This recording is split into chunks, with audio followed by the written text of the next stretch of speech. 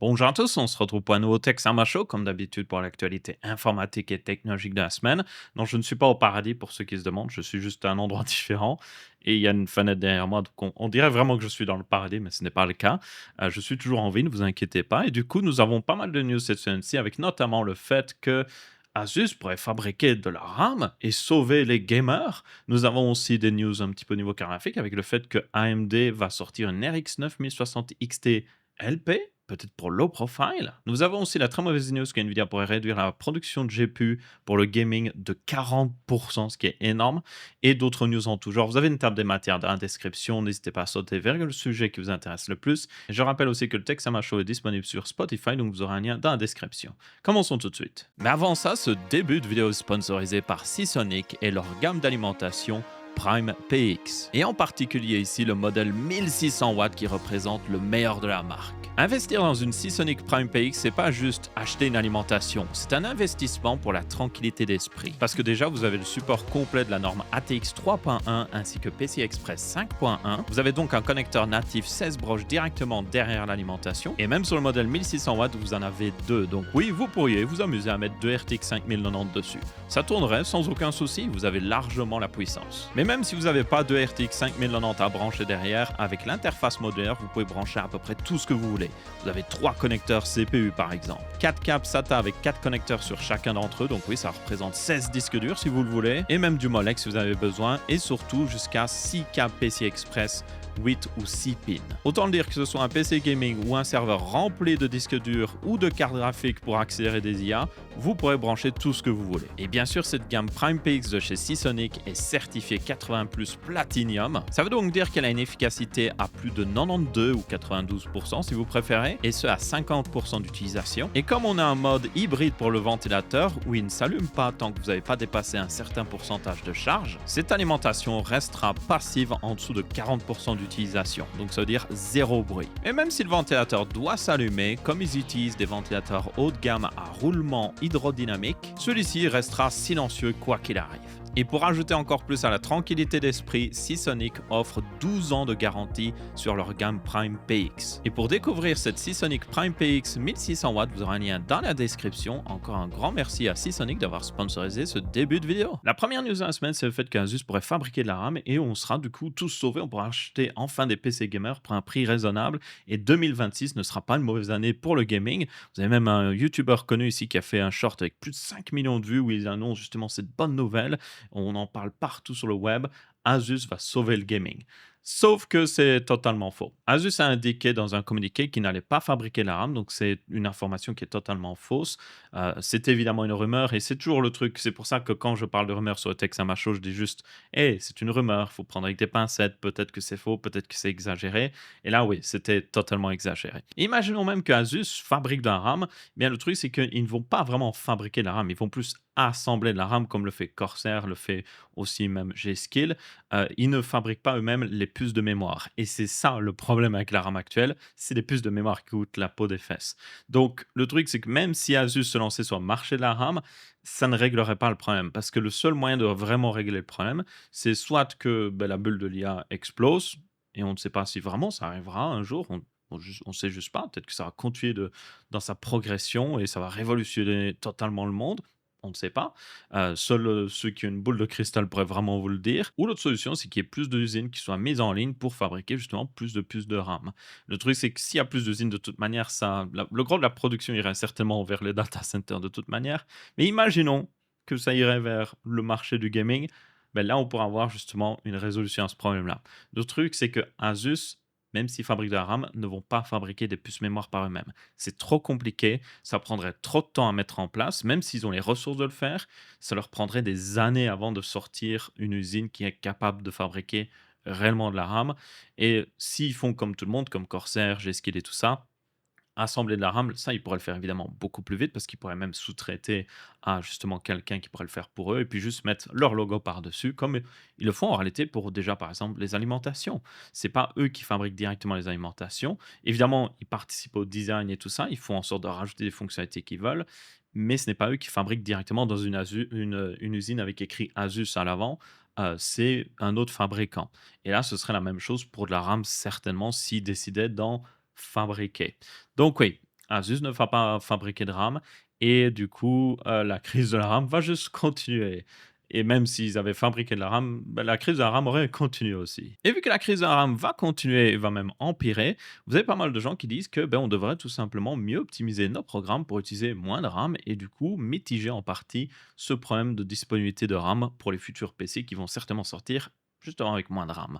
Et là, vous avez une news en rapport avec ça, avec notamment le fait que Discord a enfin trouvé un fixe pour leur problème d'utilisation de RAM. Parce que des fois, Discord pouvait monter à 5 gigas de RAM utilisé, ce qui est abusé pour une application qui est juste censée nous permettre de chatter. Enfin, je dis application, mais il faut savoir que Discord est plus une web view, donc c'est un navigateur qui affiche une page web qui est une application.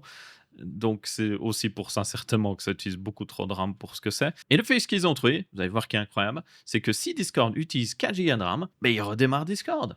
Et voilà, on a nettoyé la RAM et c'est reparti. C'est évidemment un fixe qui est très mauvais. Mais en même temps, de la part de Discord, c'est pas très étonnant.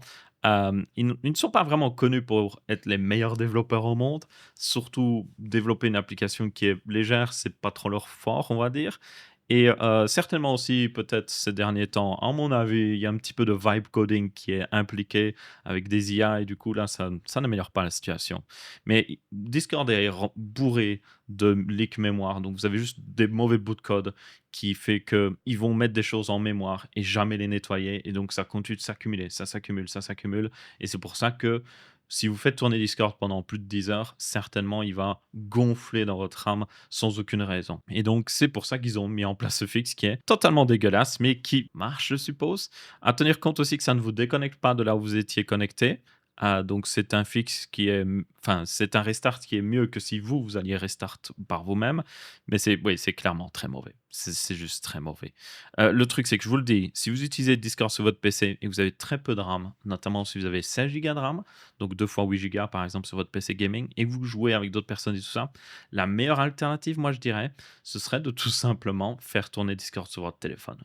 Ça, c'est pas toujours le plus pratique parce que et forcément, le son de Discord n'est pas sur votre PC, donc ça peut être problématique dans certains cas. Mais derrière, vous allez économiser pas mal de RAM et aussi un petit peu en ressources derrière pour mieux faire tourner le jeu. Une autre solution que vous pourriez avoir, c'est que certains casques ont de la double connexion. Donc, vous pouvez avoir le son du PC et puis vous pouvez avoir le son d'un appareil Bluetooth et vous pouvez avoir les deux sons en même temps. Donc, certains casques le font et donc ça vous permettrait d'utiliser parfaitement Discord en même temps que le PC, enfin Discord sur un téléphone en même temps que de jouer sur un PC et d'avoir le son de tout le monde, ainsi que, bah, les personnes sur Discord avec qui vous communiquez et vous avez même le micro aussi qui envoie le son vers le PC et le téléphone. Donc ça, selon moi, ce serait la meilleure solution. Surtout, le truc, c'est qu'avec le prix de la RAM, imaginez si Discord réellement peut monter jusqu'à 4 gigas de RAM, même avec ce fixe, 4 gigas de RAM, au prix actuel, bah, limite, oui, ça pourrait être intéressant d'acheter un meilleur casque gaming qui a ce genre de fonctionnalité. Et puis, de toute façon, ça reste un bon casque, quoi qu'il arrive. Donc, ouais, moi, personnellement, ouais, je vous le dis, des fois, Discord, il vaut mieux le bannir sur un autre appareil. Je me demande aussi s'il y aurait peut-être pas moyen de forcer une limite de mémoire ou autre chose. Enfin, bref. Et à côté de ça, vous avez évidemment Windows et Microsoft qui étaient pointés du doigt très souvent au niveau du fait qu'ils utilisent beaucoup trop de RAM avec Windows. Et là, notamment, vous aviez un bug qui faisait que, enfin, un bug, plutôt une mauvaise, un mauvais codage plutôt, parce que l'explorateur Windows, il faut le savoir, depuis Windows 11, ils ont refait l'interface, mais l'ancienne interface qui était introduite sur Windows 10, je me souviens bien, tournait toujours en arrière-plan. Oui, c'est assez stupide, mais elle tournait toujours en arrière-plan pour offrir une certaine compatibilité juste au cas où. C'est souvent le problème d'ailleurs avec Windows. C'est pour offrir une compatibilité avec quelque chose d'assez vieux, ils sont obligés de faire tourner quelque chose en arrière-plan et en général, ça apporte toujours du problème. Et donc là, ils avaient des 2 explorateurs en quelque sorte qui tournaient en arrière-plan et c'est-à-dire qu'ils consommaient quand même jusqu'à 80 mégas de RAM. Donc le truc, c'est ouais, c'est pas grand-chose, on va être très honnête. Surtout que normalement, avec l'autre explorateur tout seul, il consomme genre 50 mégas de RAM. Donc on passait de 50 mégas à 80 mégas. Donc c'est juste une goutte d'eau dans une baignoire littéralement ici. Mais voilà, ça montre juste que rien que sur l'Explorer, Microsoft fait un peu n'importe quoi. Donc imaginez tous les autres programmes système derrière qui tournent, qui eux aussi sont mal codés ou juste pour assurer une certaine compatibilité, ben ça fait consommer beaucoup plus de RAM. Si vous additionnez tout ça, certainement, oui, là Windows pourrait utiliser 500 ou même 1 giga de RAM de trop en permanence juste parce que, voilà, Microsoft n'a pas forcément fait un très bon travail. Donc ça montre juste que il y a certainement des optimisations à faire pour sauver un petit peu en RAM, ce qui ne ferait clairement pas de mal pour la plupart des gens, je pense, et nous permettrait aussi d'avoir des PC qui consomment moins de RAM. Après là, c'est clair, oui, ça reste très limité. Donc ils ont d'ailleurs un fixe qui va arriver pour justement régler ce problème-là. Ensuite, nous avons Nvidia qui pourrait couper la production des RTX 5000, donc de tout GPU gaming, par 40% dès 2026. Or, au premier abord, le truc c'est que forcément c'est une mauvaise news. Mais si je me mets du côté d'NVIDIA, juste une minute, mettons-nous un petit peu du côté d'NVIDIA, le truc c'est qu'il y a un énorme problème de RAM. Il y a un énorme problème aussi de VRAM. Le truc c'est que, bon, forcément, NVIDIA en profite parce qu'ils font énormément de GPU pour les data centers et pour tout ce qu'il y a. Leur marché là-dessus a explosé. Ils se font littéralement des couilles en or. Ça, il y a pas à discuter là-dessus. Ils en profitent clairement. Mais derrière, vu qu'il y a quoi qu'il arrive ce problème de RAM et que du coup, forcément, vu que la RAM va coûter très cher, vu qu'il va y avoir beaucoup moins de VRAM, mais les gens vont pas acheter des PC. Ou en tout cas, la demande pour un PC va diminuer en 2026. Et donc, ce que je vois ici, c'est que c'est plutôt Nvidia qui est en mode, OK, oui, on pourrait fabriquer plus de GPU, mais à quoi ça sert d'avoir plus de GPU si derrière, on n'a même pas de RAM à mettre dessus? Genre, le GPU sera là, OK, mais on n'aura pas de VRAM à mettre sur le PCB avec, et donc sortir un GPU que quelqu'un peut acheter. Donc je pense que ça vient en partie de là, en fait. Je pense qu'ils sont juste en mode, ouais, je pense qu'ils prédisent que le marché du PC gaming, en tout cas, va diminuer de 40% en 2026. Et donc, en échange, mais ils réduisent la production de 40%. Mais quoi qu'il arrive, évidemment, ça, ça va. C'est pas que ça va empirer les choses, mais vous auriez pu vous dire, oh, ben derrière, s'il y a beaucoup de GPU disponibles parce que les gens ne veulent pas les acheter parce que la VRAM coûte cher, mais ça aurait équilibré peut-être l'augmentation de la VRAM. Parce que oui, la VRAM coûte plus cher, mais derrière le GPU aurait coûté moins cher, donc ça aurait équilibré les choses. Mais là, évidemment, vu qu'ils coupent la production, ben, ce ne sera pas le cas. Ou en tout cas, ça va juste rester à peu près la même chose et les GPU vont, quoi qu'il arrive, augmenter un petit peu en prix dû à la VRAM. Donc, pour moi, c'est ce que je vois en fait. Clairement, la capacité de production qu'ils vont sauvegarder, qu'ils vont économiser en coupant la production de 40%, ça va être utilisé pour les data centers, c'est sûr et certain. Ils vont se faire plus d'argent derrière. Mais il y a le truc aussi derrière que même s'ils avaient fabriqué ces GPU, je ne sais pas si ces GPU auraient pu être utilisés par des gamers quoi qu'il arrive en fait. Et maintenant, c'est l'heure des deals de la semaine et j'en ai seulement deux. Je vais être très honnête. Je n'avais pas trouvé beaucoup d'intéressant, c'est aussi parce que bah, c'est la fin de l'année après tout le Black Friday, tout ça. Mais il y a des trucs intéressants et c'est surtout au niveau écran. Comme ils peuvent pas mettre d'IA dans les écrans, le prix des écrans continue de chuter. Et là, notamment, vous avez un écran portable avec une fixation VESA, ce qui est assez important. C'est-à-dire que vous pourrez l'accrocher à un pied ou autre chose pour bien le mettre où vous voulez. Et c'est un écran du coup Full HD 15,6 pouces, donc c'est fait pour être portable, très petit. Et voilà, vous n'avez pas besoin de plus. C'est de l'IPS, ce sera du 60 Hz, mais c'est parfait pour rajouter un petit écran latéral ou autre chose. Si vous avez un écran 24 pouces, vous voulez pas rajouter un autre écran 24 pouces, c'est beaucoup trop grand, mais vous mettez ça prend pas beaucoup de place, ça vous permet de mettre Discord, même si vous ne devrez pas mettre Discord sur votre PC, mais ça vous permet de mettre d'autres trucs, ça fait le taf. Et si vous vous déplacez souvent et que vous voulez avoir un deuxième écran, comme moi, par exemple ici, parce que je leur dis portable plus un écran à côté, ben vous pouvez utiliser ce genre de petit écran portable. C'est léger, ça rentre dans un sac, c'est juste parfait. Et pour 59 €, c'est vraiment pas cher. Et derrière, pour ceux qui veulent par contre un très bon écran, alors là vous avez un deal incroyable, c'est un Lenovo Legion 27Q qui est évidemment un écran QHD IPS 300 Hz, oui, pour 169 €. Je veux dire, tout est dit. Il y a pas besoin de dire plus. C'est une valeur incroyable. C'est une marque réputée, des specs qui sont extrêmement bonnes. Franchement, là, vous achetez cet écran-là, vous êtes bon pour un bon petit moment. Donc, voilà, vous aurez des liens dans la description vers ces 2 offres. Ça permet de soutenir évidemment la chaîne et je vous remercie d'avance si vous le faites. Merci. Il y a un aspect assez important qu'on ne parle pas assez au niveau de ces data centers d'IA, c'est le fait qu'il faut, les alimenter en électricité. Et là, il y a un énorme problème aux États-Unis, notamment, vous avez des data centers qui sont totalement finis. C'est juste que ils ne peuvent pas le raccorder au réseau électrique parce que ça il y a un temps de raccordement, parce que derrière, ils doivent garantir l'alimentation électrique de ce data center. Quand vous avez un data center qui va consommer littéralement des mégawatts, mais derrière, vous devez avoir la capacité de fournir ces mégawatts à ce data center. Et donc là, vous avez aussi un énorme rush pour justement les fabricants de data centers à garantir une alimentation électrique pour ceux-ci. Et notamment, là, vous avez une entreprise qui a suggéré au gouvernement américain de juste utiliser des anciens réacteurs nucléaires qui viennent de porte-avions ou même sous-marins nucléaires. Pourquoi pas? Vous pourriez vous dire que c'est tiré par les cheveux, mais c'est déjà arrivé en fait. Vous avez une entreprise qui travaille avec Microsoft pour remettre en ligne notamment l'un des réacteurs nucléaires de Three Mile Island, qui est une centrale nucléaire qui est aux États-Unis, qui était d'ailleurs la seule catastrophe nucléaire aux États-Unis, si vous comptez pas la fois où ils ont fait tomber une bombe sans faire exprès d'un de leurs avions. Enfin bref, ça c'est une autre histoire. Mais la seule catastrophe nucléaire aux États-Unis était à Three Mile Island, où ils avaient justement une centrale, enfin plusieurs réacteurs, même c'était une assez grosse centrale nucléaire. Et après cet accident, ils ont éteint les réacteurs l'un après l'autre et ils les ont juste laissés, pas à l'abandon, mais voilà, éteints sur le côté, quoi. Et là, récemment, vous avez Microsoft qui a travaillé avec l'entreprise, si je me souviens bien, qui opérait ces réacteurs ou même qui a racheté la centrale pour remettre en ligne justement certains de ces réacteurs pour fournir directement les data centers Microsoft en électricité. Et le premier devrait être mis en service, si je me souviens bien, en 2027. Et ça vous montre juste, encore une fois, le problème ici, c'est qu'ils ont juste pas assez d'électricité. Beaucoup de data centers, notamment c'était le cas avec la société de Elon Musk, ils devaient mettre en ligne, en gros, ils avaient des énormes turbines à gaz à côté du data center pour fournir de l'électricité. Parce que il y avait juste pas assez d'électricité fournie par la grille électrique normale.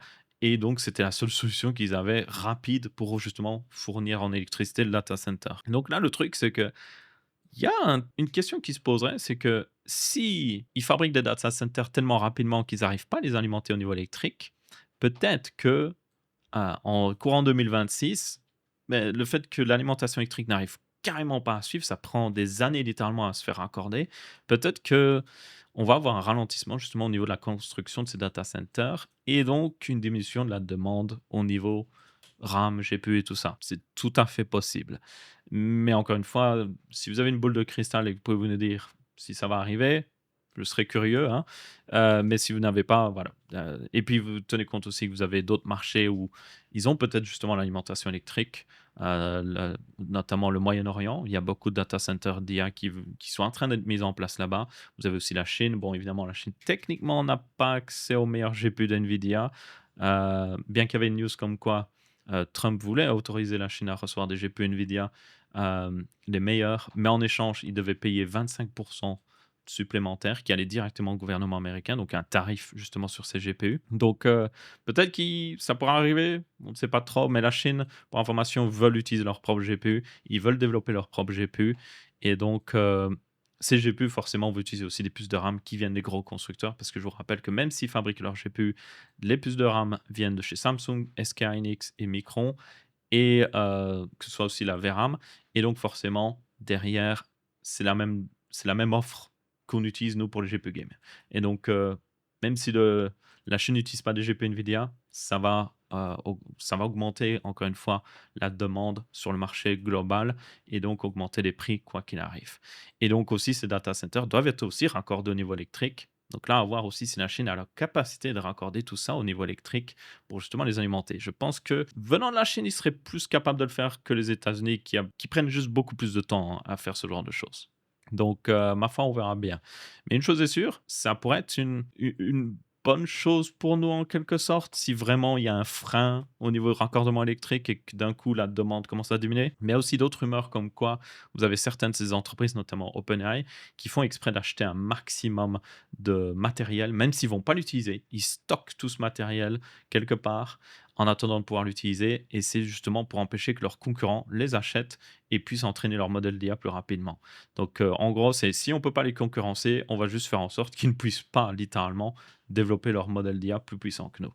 Donc ça aussi, c'est une rumeur qui existe, à voir si ça se confirme, mais qui, oui, pourrait faire en sorte que même s'ils n'arrivent pas à raccorder au niveau électrique, ben, ils vont juste continuer d'acheter toutes les cartes qui sont disponibles, toute la RAM, tout ce qui est sur le marché afin de juste empêcher d'autres acteurs de pouvoir développer leur propre IA.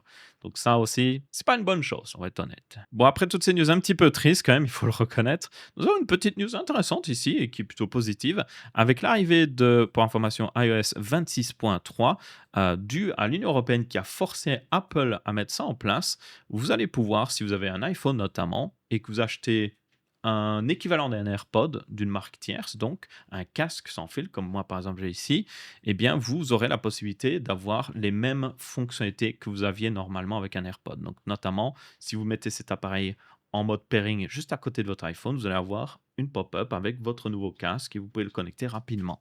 Parce que oui, pour ceux qui ne savent pas, Apple réservait ça évidemment à eux et leurs partenaires directs pour justement faciliter la connexion, ce qui est un des avantages d'Apple, même si ça existe aussi sur Android, hein, il faut le savoir. Mais du coup, oui, vous déballiez votre nouveau AirPod et juste vous l'ouvrez et directement ça popait sur votre iPhone, vous pouvez le connecter. Voilà, ça fait partie un petit peu de la magie d'Apple. Sauf que, ben, comme c'était seulement disponible pour eux ou leurs partenaires, ben, ça mettait forcément ça donnait moins d'intérêt aux marques tierces. Ça les rendait plus compliqués à connecter ce genre de choses. Et donc, c'est un abus de pouvoir. En fait, c'est un abus de position dominante ici d'Apple, parce qu'ils contrôlent l'écosystème. Et derrière, ils rendent cet écosystème un petit peu hostile face aux marques tierces. Donc là, avec justement une loi européenne qui était passée il y a quelques temps, ils vont être obligés, dès 2026, à fournir tout simplement cette possibilité directement et ça va être rajouté dans iOS 26.3. Donc, ma foi, si vous achetez un casque d'une marque même inconnue au bataillon et que vous avez un iPhone, à partir de iOS 26.3, vous pourrez le connecter un peu plus rapidement et un peu plus simplement. Et ça, c'est une bonne chose, quoi qu'il arrive. Ensuite, nous avons une autre news qui est ici, soit négative, soit positive, ça dépend qui vous êtes, et aussi ça dépendra comment ça va évoluer, il faudra voir. Et c'est au niveau du fait que DJI et d'autres constructeurs qui ne sont pas américains ont basiquement été bannis du marché américain pour tout nouveau drone. Et je dis bien tout nouveau drone. Donc si ils avaient déjà un drone qui était en vente aux États-Unis, ils pourront continuer de le vendre, aucun souci. Mais s'ils veulent enregistrer un nouveau drone auprès du FCC, qui est l'organisme aux États-Unis qui permet de justement certifier tous les appareils électroniques, eh bien ils ne pourront tout simplement plus s'ils sont un constructeur étranger. Seuls les constructeurs américains pourront enregistrer des nouveaux drones et donc profiter du marché américain. C'est évidemment fait parce que DJI domine littéralement le marché des drones.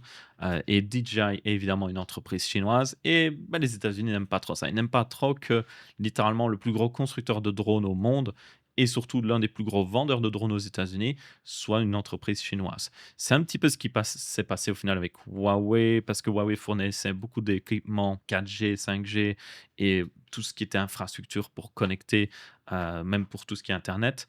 Et donc, ils avaient décidé de bannir Huawei sous prétexte que Huawei les espionnait.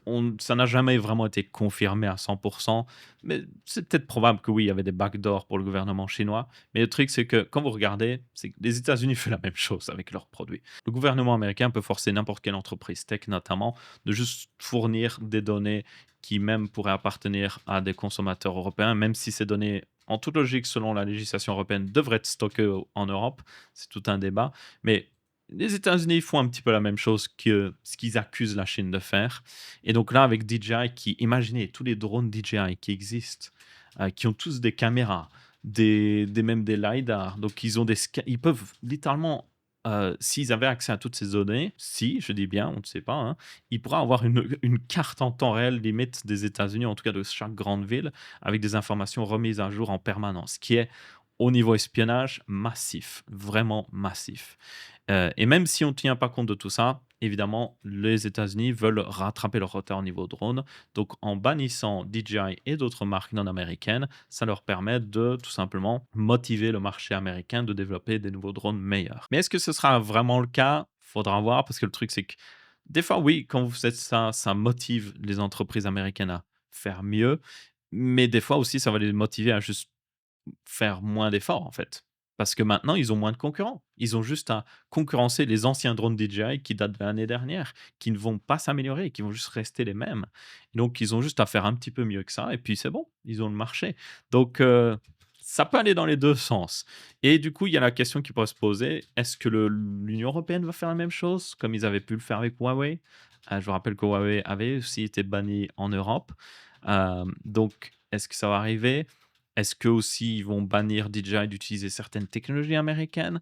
On ne sait pas trop. Mais dans tous les cas, dans un premier temps, c'est oui, surtout le marché américain qui va être affecté. Si vous êtes en Europe, vous pourrez toujours acheter des nouveaux drones DJI et du coup profiter des nouvelles technologies qui sont assez impressionnantes, hein. Il faut quand même le reconnaître, DJI font des drones qui sont réellement très impressionnants. Ensuite, on passe un peu plus de rumeurs au niveau du fait que RDNA 5.0 d'AMD pourrait arriver mi-2027, ce qui est en réalité assez logique. Si vous regardez, nous avons le fait que les RTX 5000 Super auraient dû arriver, en tout cas peut-être début 2026, peut-être même fin 2025, si en tout cas il n'y avait pas eu toute cette crise de RAM.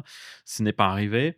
Donc là, si les RTX 5000 Super arrivent réellement fin 2026, quand peut-être les choses se seront un petit peu améliorées, et du coup, derrière, ça va retarder encore plus la nouvelle architecture d'NVIDIA que qui devra arriver du coup, elle, plus, 2027. Mais c'est logique pour AMD de sortir leur nouvelle architecture à la moitié 2027 aussi. Donc en réalité, cette rumeur c'est plus une déduction logique. Si vous regardez ce qui se passe, vous pouvez être en mode: «OK, ouais, c'est logique que ça va se passer comme ça». Donc juste pour dire, oui, forte chance que ce soit le cas.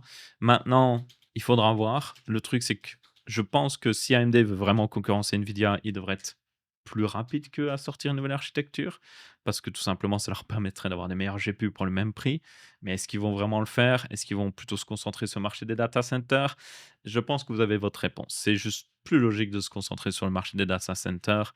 Nvidia reste, Nvidia. AMD reste une entreprise qui a pour but de faire de l'argent. Ils sont cotés en bourse au niveau public.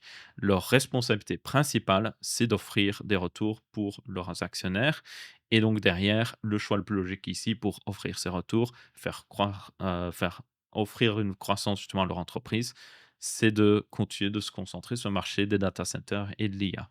Et développer une nouvelle architecture, donc RDNA 5.0 qui sera plus pour les gamers, euh, ce n'est pas une priorité. Ce n'est tout simplement pas une priorité. Donc c'est juste un rappel comme quoi, oui, personnellement, j'aime ce que fait AMD. Je pense que c'est évidemment très important d'avoir plusieurs acteurs au niveau du marché GPU, CPU, mais AMD reste une entreprise qui a pour but de faire de l'argent, et donc là, ce serait un choix logique pour eux de retarder ce lancement.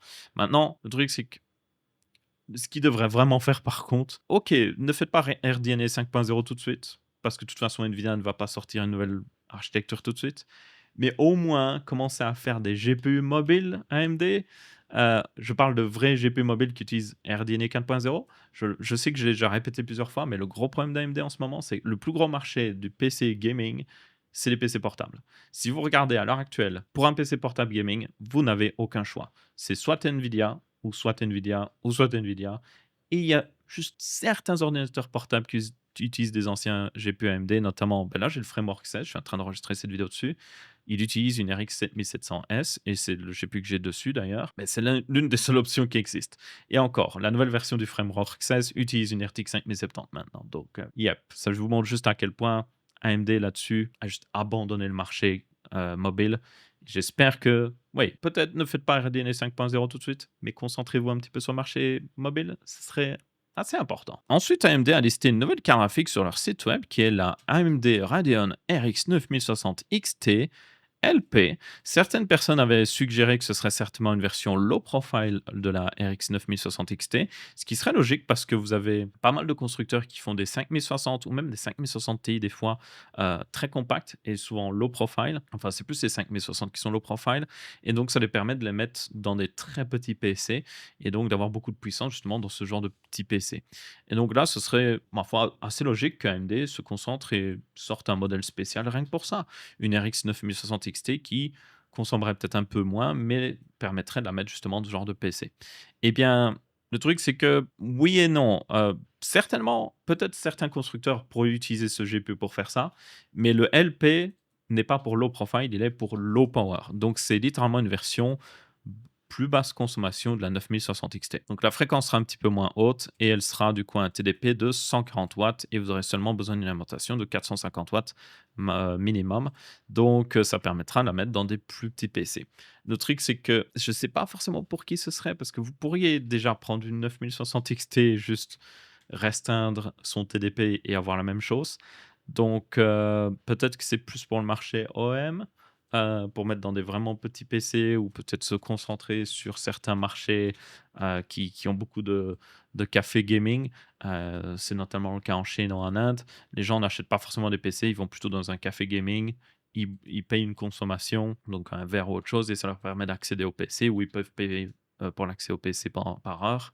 Ils jouent là-dessus. C'est très commun justement, en Asie notamment et donc peut-être que c'est pour ce marché-là, on verra bien.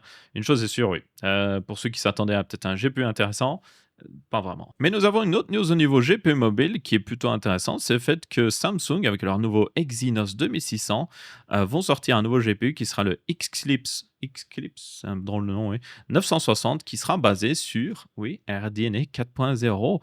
Donc le premier GPU mobile RDNA 4.0 serait fait par Samsung pour un téléphone Samsung. Ouais, tout à fait logique. Mais c'est dû au fait que, pour information, évidemment, Samsung paye une licence auprès d'AMD pour utiliser leur architecture de GPU. Donc, c'est pas fabriqué par, au final, AMD, c'est juste Samsung qui prend la licence et design leur propre SoC avec un CPU qui n'est pas basé par contre sur l'architecture AMD, c'est basé sur évidemment ARM et derrière le GPU par contre lui est basé sur un GPU similaire à RDNA 4.0 mais Samsung a un petit peu la liberté de évidemment faire un petit peu comme ils veulent. Euh, et donc derrière, ça nous donne oui, un GPU qui est basé sur RDNA 4.0 dans un téléphone Samsung. Et donc ce Eclipse 2600 utiliserait ce GPU qui est le... Enfin non, ce Exynos, voilà. Exynos 2600 utiliserait ce GPU qui est le Xclipse, j'ai vraiment du mal avec ce nom, 960.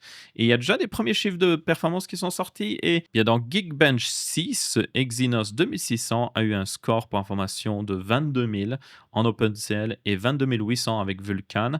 Et pour information, qu'est-ce que ça donne avec le dernier GPU de chez Qualcomm, qui est la Adreno 840, que vous avez dans les Snapdragon 8 Elite Gen 5, eh bien, eux peuvent avoir un score de 23 900 et même 27 600 avec Vulkan. Donc, ouais, 10 à 20% de différence ici par rapport à ce nouveau GPU qui va arriver. Donc, voilà, Samsung ne rattrape toujours pas Qualcomm, malheureusement, mais ça reste quand même des bonnes performances. C'est meilleur que ce que fait Google avec leur propre puce. Donc, ma foi, c'est une alternative. Une alternative que vous n'aurez pas le choix parce que de toute façon, Samsung va l'utiliser dans leur téléphone quoi qu'il arrive. Parce qu'en plus, c'est eux qui fabriquent leur propre puce parce qu'ils ont leur propre usine de fabrication. Voilà, vous n'avez pas le choix. Et ensuite, nous avons le 9950X 3D2 qui est réellement vrai. On avait eu la confirmation que le 9850X 3D, qui est donc une version légèrement overclocké du 9800 X3D était vrai, eh bien maintenant c'est confirmé le 9950 X3D 2, qui aura donc deux caches X3D sur chacun des CCD, est réel, il a été confirmé. Et on a eu un premier benchmark dans Geekbench qui montre un petit peu ses performances, mais surtout le plus intéressant, que vous pouvez voir que le cache L3 est confirmé comme 96 mégabits, bytes plutôt, x2. Donc il y a réellement deux caches X3D ici sur ce CPU. Et au niveau performance, il va être très similaire, à mon avis, au 9900 X3D actuel.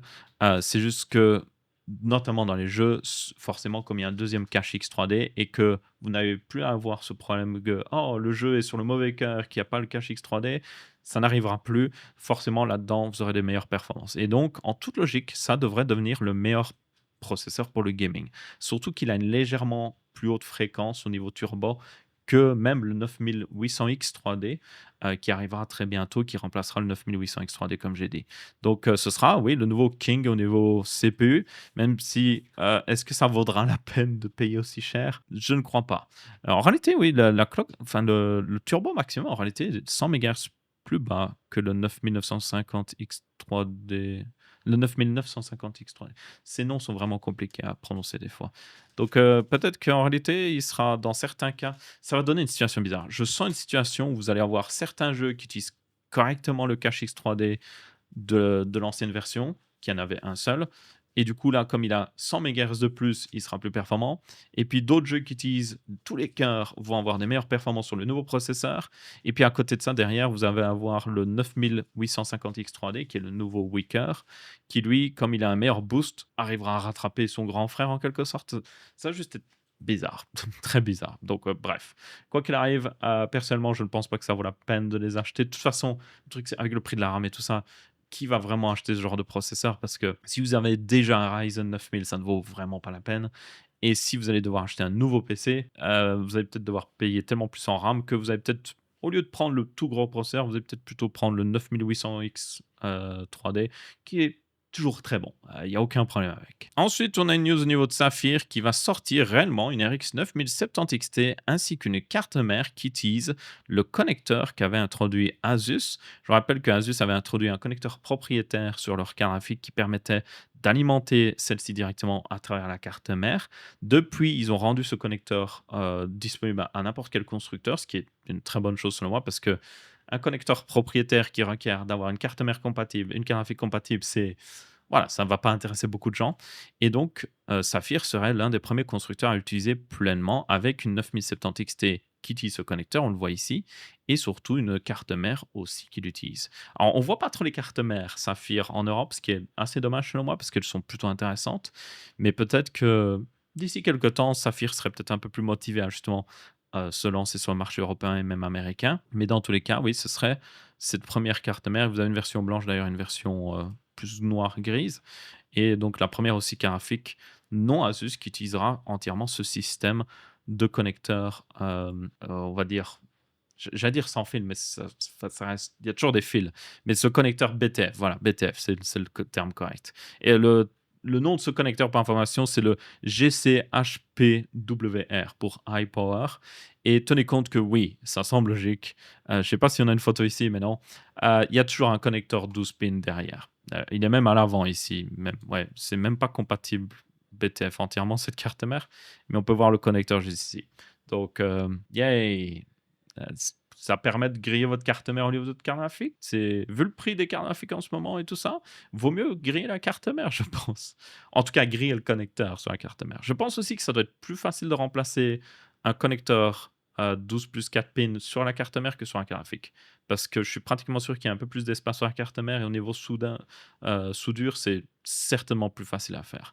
Donc, yay, un peu meilleur. Tenez compte qu'il y a il y avait déjà même une carte mère, une carte graphique, c'était ASRock, voilà, qui utilisait ce connecteur 12 plus 4 pins, et c'est une carte graphique AMD.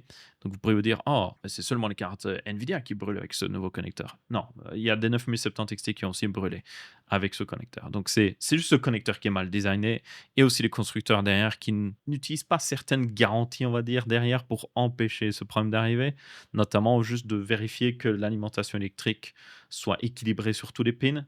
Ils continuent de ne pas le faire, je ne comprends pas. Bon, en réalité, on comprend, c'est juste que ça coûte un peu plus d'argent de faire ça prend de la place sur le PCB, et donc ils décident de ne pas le faire, et donc on se retrouve avec ce genre de situation. Bref, dans tous les cas, c'est cool de voir plus de constructeurs avec ce nouveau connecteur, et pas juste Asus. Et enfin, la dernière news de la semaine, c'est le fait que le CES arrive très bientôt. Ce sera le 6 au 9 janvier à Las Vegas. Ça fait un 69, nice. Et du coup, évidemment, on aura toutes les grosses annonces au niveau high-tech. Et certainement aussi plein d'IA saupoudrées sur à peu près tous les produits qui existent. Mais c'est quand même un salon très important parce que notamment, on a tous les refreshs au niveau TV, on a tous les refreshs au niveau technologie d'écran. Donc, les futurs écrans gaming qui vont arriver sur le marché seront annoncés justement lors du CES.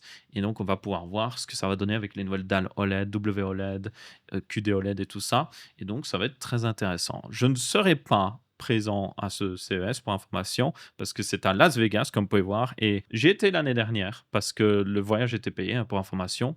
Je l'avais précisé et je le reprécise, j'avais été payé par Nvidia pour venir assister justement à l'annonce des RTX 5000 et c'est parce qu'ils avaient payé que j'avais été. Parce qu'honnêtement, et surtout après avoir été, je peux le dire, je ne suis pas le plus grand fan de Las Vegas. C'est une ville, selon moi, qui représente beaucoup de choses qui sont mauvaises avec notre société moderne. Construire une ville au milieu de nulle part, au milieu d'un désert surtout, sans aucune raison, pour juste faire des jeux d'argent et tout ça. Je n'ai rien contre les jeux d'argent, mais évidemment, toujours jouer dans la limite du raisonnable et être responsable. Mais derrière aussi, c'est juste une ville qui coûte la peau des fesses, vraiment très cher. La bouffe en particulier coûte extrêmement cher, Je me souviens à Las Vegas justement, en début d'année, parce que ma bouffe je la payais moi-même, même si j'étais invité, heu, on a déjà payé des fois, même des fois, 40-50 $ par personne pour de la bouffe qui était dégueulasse, mais vraiment dégueulasse. Je ne comprends pas. Les États-Unis ils ont souvent déjà du mal au niveau bouffe, surtout dans les grandes villes.